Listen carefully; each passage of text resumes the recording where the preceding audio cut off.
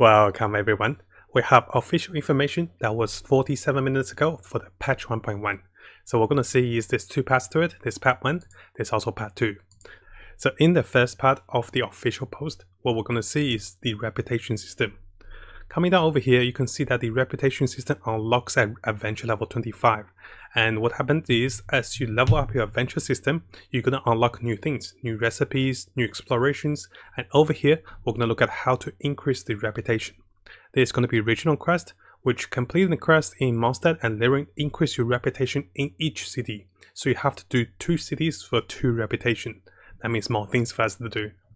After that, we'll have the world exploration for basically completing a number of tasks in each of the regions, and this increases your exploration. Most of us would have gotten most of those items, and this will be quickly unlocked.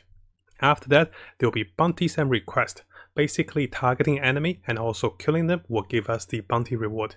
Those also reset each week, so refreshes on Monday. And similarly, completing the request from locals, the side quest and mini quest, this also gives us higher reputation. This also resets on Mondays. Now that we know both of the cities have their own reputation and their own quests and hunting materials and hunting monsters, let's have a look at the reputation reward. So each of the things down here, what you're going to see is you're going to be getting name cards, recipes, gliders, and as we go deeper, you're going to see each reputation unlock different things. At reputation 2 for each of the cities, you're going to be unlocking the resonance stone, which allows you to find where the oculars are. And those are the cost of recipes. We have seen those before, so 5 Dandelion, 5 Cecilia, and 1 Crystal Ore. So this is for reputation 2. And after that, basically you just go to a location, you use it, and you can see on the map over here, it will show you where the oculars are. The ocular stones have a 5-minute cooldown, and also each of the resonance can only use in their own region, which is understandable. You can't find any middle oculars in the Lyrian region, and similarly vice versa. Next up, we have the Wind Catcher, which allows you to have a pocket Windy. This is unlocked at reputation level 3 in Mondstadt. And in order to do so, you have to go and capture one of those little wisps. And after capturing them, you can have your pocket Windy. Up to 5 of those can be restored or stored in your bag at the same time. The Wind Catcher have a cooldown of 100 seconds, and also it cannot be used in combat. Next up, we have something very interesting. Now we spoke about those with the leaks, it's a condensed resin. At level 3 in Lyrian, so we had a Wind Catcher for Mondstadt, Lyrian has the condensed resin. Basically, we're crafting that with 1 crystal core, 40 origin resin, and 100 mora to create one of those. Now what we get out of the origin resin is for those tasks that requires 20 origin resin, we can use this for double reward. This means you're basically spending the time for one trip for the artifact dungeon, for one of the daily dungeons, or for the flowers, you're getting 2 rewards because you're spending double the resource. The downside is you do have to spend 1 crystal core and 100 mora. So it's like you're spending some resource for a faster looting and double the loot. I'll be having a small clip for you guys to show you guys where to find the best places for crystal cores very soon. Next up, we have the hot key item. At level 5 reputation for Mondstadt, you can unlock this recipe, and using this recipe you can combine different food items and allow yourself to have hotkeys to use them quickly. You can see over here we have a hotkey for Z, and if you press this you can use the item very quickly. Now this item automatically uses the dish you put in it, so be careful what you put in, and have this as the most common dish like the kebab over here, the skewers, which gives you the efficient healing, and also you don't have to go into the bag anymore. We can also unlock the reputation system level 5 in the Lyrian Harbor for the Adept Seeker. Basically it's a cooking pot that you can have it portable and cook it anywhere with you. The cooldown is 5 minutes, and after the cooldown is over, the stove will automatically disappear, so it's more of a one-time use item. At reputation level 7 for Mondstadt, we'll be having a portable waypoint. Now this portable waypoint, guys, be aware it has a 7-day cooldown. So what that means is you can create a waypoint anywhere on the map, and once you do, let me give you an example. Let's see if we want to have a waypoint at the wolf boss, because there isn't any great waypoint over there. Once you have the waypoint over there, what's going to happen is it's going to last for 7 days. Now we can only have 1 portable waypoint at one time. So if you create a new one, the old one will be destroyed. There is a 60-second cooldown for the waypoint. So most of us likely going to be putting it where the boss is, or maybe be frequently farming a monster. Let's say the Geo monster over here, it's pretty far to reach, you can put one over there. So it's more of your choice, and be aware you can only have one at a time. So having this one will destroy the old one. Next up, we have the treasure compass for reputation level 6. So this is for Mondstadt and Lorraine. Basically, the treasure compass will direct you towards the nearest chest in the vicinity and follow it to find the chest. You can see over here the casting, and basically it's similar to a wisp that takes you to a chest. Now if there's no chest in the vicinity, the gadget will enter cooldown for 5 seconds after use. If there's a chest found, the gadget will enter cooldown for 30 seconds after use. So you can check the cooldowns. For the Mino compass, Geo compass can only use in their own city. Now if you haven't subscribed, this is a really good time to do so. Make sure you also turn the bell on for the latest news as I find more of them for us. You can see that we're really dedicated for Genshin Impact. We'll have builds, guides, tips, news and events updates for everything that's Genshin Impact related. Coming over to part 2 of the official post, what you're going to see is the minerals of the additional mining, the merchant discount, and also the reputation card for different cities.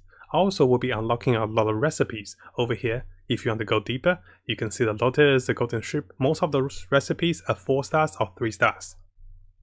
We'll also be unlocking wind gliders at the highest reputation level for level 8 for each of the cities. This is what they look like. You can see the blue ones and you can see the brown ones. As a summary of all the information we quickly skipped over there, you can see the city reputation unlocks at adventure level 25. The reputation that we're more interested with is level 4 for the discounts in each of the cities and level 8 for the wind gliders. For the minerals, you have to be adventure level 30 to unlock it, and then you can go for the mining of the magical crystal ores. Now we do have another video which showed about that one. So what this does is you do have to spend stamina or resin with the blacksmith, and you can craft more weapon XP for your weapons. And this also gives you adventure level, but this might not be the choice, may not be the best choice for your resin usage. Next up, we'll look into a few more systems. The exploration system basically shows you all the things you found across the region for elemental oculars, for the unlock waypoint, and also other objectives.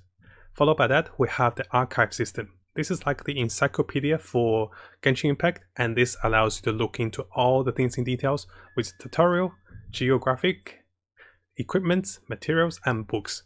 So we're going to go deeper with this once the game comes out. Most of the monsters and also the locations will be noted over here. Next up, we have an equipment filter. So basically, we can now filter equipments by the type, quality, and also there's different filters for the artifacts as well. This is very useful because we do want to be able to filter artifacts. I want to see exactly how they're going to filter everything, but we don't get to see much over here, unfortunately. We do have an old filter before. I'm hoping that we can see the purple artifacts when we use them as materials. We can see what stats they are. We also have more filters for the materials over here. You can see that items will be split into different formations and different loots, different usage, different food. So there's more filtering involved. And also there's a few other quality of life or new bonuses we can see. There's a geographic, which allows you to take pictures across different cities and mark them as discovered in the geographic archive. So you'll be traveling around, taking pictures and exploring sites similar to this one. We'll also have the archive for books over here. You can see if you're into reading books and collecting those, you can see all the volumes. Previously in our inventory, what we're going to see is all of those books are pretty messy and it's really hard to tell which one's which. I haven't been reading them so far because the way they're positioned, the way they're given, it's a little harder to read, similar to this. They're in the quest log section. But having them in this format, I might be reading some of the laws later on. There is also an archive for tutorials for new players. If you're not sure with a monster, coming over here will give you some of the basic information to get you started. Finally, there is a character archive system which allows you to sort characters. Well, this isn't really a big deal because I don't have that many characters, but the good thing is you can be sorting your characters by different elements, by different weapon, and this allows you to quickly select a few characters to build for the spiral builds, or if you're looking for a particular character, you can find them over here. But for my case, I only have about 2 lines of characters, so I think I don't need to sort my characters that quickly, right? To summarize this official post, we looked into a lot of information for the reputation. Keep in mind guys, you do have to unlock the reputation for each of the cities, so they're separate. That also means more things for us to do. Followed by that, there are quite a few things as you go into higher adventure levels, like the magic crystal ore, and also the merchant discounts as you go higher reputation. So there's a lot of things for us to explore and a lot of things to do. So let me know what you think about the new system guys. This is definitely just the tip of the iceberg. There's a lot more things to come, and I believe they will be showing us more as we go closer to the final patch 1.1 release date. Now if you found this video helpful, make sure you subscribe and also turn the little bell on for the latest news. I'll be looking towards to make more builds, guides, tips and news and event updates for us as we come further into the game. And as always, I wish you guys the best of luck with Genshin and have the most fun in exploring this wonderful world.